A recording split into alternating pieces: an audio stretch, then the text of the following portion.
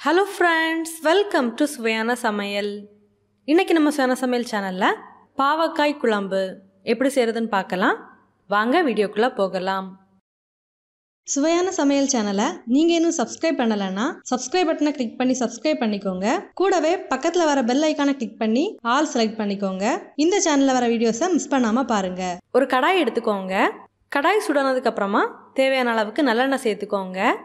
எண்ணெய் சூடானதுக்கு அப்புறமா 1 டீஸ்பூன் சீரகம் சேர்த்துக்கோங்க. 1/2 டீஸ்பூன் மிளகு சேர்க்கலாம். நீங்கள் உங்கள் காரத்துக்கு ஏற்ப சேர்த்துக்கோங்க. அடுத்ததாக ஒரு 15லேருந்து 20 சின்ன வெங்காயம் சேர்த்துக்கோங்க. கூடவே 7 பல் பூண்டு சேர்த்துக்கோங்க. இது எல்லாத்தையும் நல்லா வதக்கி எடுத்துக்கோங்க. வெங்காயம் வதங்கி வந்ததுக்கப்புறமா ஒரு தக்காளி கட் பண்ணி சேர்த்துக்கோங்க. தக்காளியும் நல்லா வதக்கி விட்டுக்கோங்க. வெங்காயம் தக்காளி எல்லாம் நல்லா வதங்கி வந்ததுக்கப்புறமா 1/2 கப் தேங்காய் துருவல் சேர்த்துக்கோங்க. சேர்த்து நல்லா வதக்கி விட்டுக்கோங்க. தேங்காய் துருவல் சேர்த்ததுக்கப்புறமா ஒரு 2-3 நிமிஷத்துக்கு நல்லா வதக்கி விட்டீங்கனாலே போதும். நல்லா வதக்கி விட்டதுக்கப்புறமா இது ஒரு பாத்திரத்தில் தனியாக எடுத்து வச்சு நல்லா சூடார விட்டு எடுத்துக்கோங்க. அடுத்ததாக பாவக்காய் குழம்பு தாளிக்கிறதுக்கு ஒரு கடாயில் தேவையான அளவுக்கு நல்லெண்ணெய் சேர்த்துக்கோங்க. எண்ணெய் சூடானதுக்கப்புறமா கடுகு சேர்த்துக்கோங்க. கடுகு பொரிஞ்சதுக்கப்புறமா கொஞ்சமாக ஜீரகம் சேர்த்துக்கோங்க. கூடவே கொஞ்சமாக வெந்தயம் சேர்த்துக்கோங்க. 2 கொத்து கருவேப்பிலை சேர்த்துக்கோங்க. அடுத்ததாக 3 பாவக்காய் எடுத்து பொடி பொடியாக கட் பண்ணி எடுத்துருக்கேன். இதையும் சேர்க்கலாம். பாவக்காவை எண்ணெயிலே நல்லா வதக்கி எடுத்துக்கோங்க. இப்போ பார்த்தீங்கன்னா நம்ம வறுத்து எடுத்திருந்த மசாலா நல்லாவே சூடாறியாச்சு. இது ஒரு மிக்ஸி ஜாரில் சேர்த்து கூடவே தேவையான அளவுக்கு தண்ணி சேர்த்து இதை நல்லா அரைச்சி எடுக்கலாம். நல்லா அரைச்சி எடுத்ததுக்கப்புறமா இதை தனியாக எடுத்து வைக்கலாம். இப்போ பாருங்கள், பாவக்காய் நல்லாவே வதங்கி வந்தாச்சு. இப்போ இதுக்கு தேவையான மசாலாலாம் நம்ம சேர்க்கலாம். இதில் கொஞ்சமாக பெருங்காயத்தூள் சேர்த்துக்கோங்க.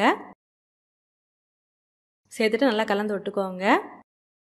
ஒரு 1/4 டீஸ்பூன் மஞ்சள் தூள் சேர்த்துக்கோங்க. உங்கள் காரத்துக்கு ஏற்ப மிளகாய்த்தூள் சேர்த்துக்கோங்க.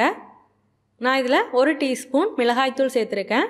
அடுத்ததாக இதில் 1 டீஸ்பூன் காஷ்மீரி மிளகாய்த்தூள் சேர்க்கலாம்.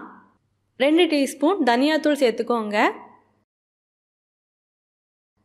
இதெல்லாம் சேர்த்ததுக்கப்புறமா மசாலாவோட பச்சை வாசனை போகிற அளவுக்கு இதை நல்லாவே வதக்கி விட்டுக்கோங்க.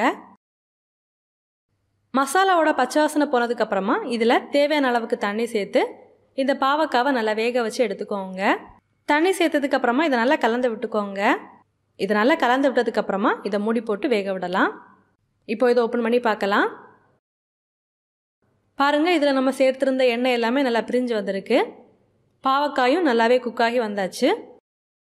இப்போது இதில் நம்ம அரைச்சி எடுத்துருந்த மசாலாவை சேர்க்கலாம். கூடவே தேவையான அளவுக்கு தண்ணியை மிக்ஸி ஜாரில் சேர்த்து இதில் சேர்த்துக்கோங்க.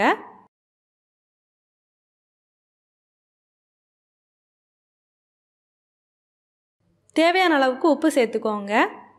சேர்த்து நல்லா கலந்து விட்டுக்கோங்க. இதை நல்லா கலந்து விட்டதுக்கப்புறமா மறுபடியும் இதை மூடி போட்டு வேக விடலாம்.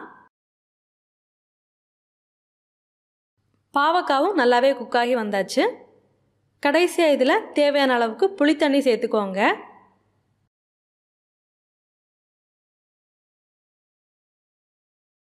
புளித்தண்ணி சேர்த்ததுக்கப்புறமா மறுபடியும் இதை நல்லா கொதிக்க விடலாம். பாருங்கள், இதை நல்லாவே கொதிக்க விட்டு எடுத்தாச்சு. நம்ம சேர்த்துருந்த எண்ணெய் எல்லாமே நல்லா பிரிஞ்சு வர ஆரம்பிச்சாச்சு. இப்போ நம்மளோட சுவையான பாவக்காய் குழம்பு ரெடி ஆயிடுச்சு. நீங்களும் இந்த மாதிரி செஞ்சு பாருங்கள். செஞ்சு பார்த்ததுக்கப்புறமா உங்கள் கமெண்ட்ஸை மறக்காமல் எங்களோட ஷேர் பண்ணுங்கள். இந்த வீடியோ உங்களுக்கு யூஸ்ஃபுல்லாக இருந்துச்சு அப்படின்னா உங்கள் நண்பர்களோட பகிர்ந்து கொள்ளுங்கள். நீங்கள் இன்னும் நம்ம சுவையான சமையல் சேனலை சப்ஸ்கிரைப் பண்ணலைன்னா மறக்காமல் சேனலை சப்ஸ்கிரைப் பண்ணிக்கோங்க. இந்த மாதிரி சுவையான ஒரு ரெசிபியோட நான் உங்களை சந்திக்கிறேன்.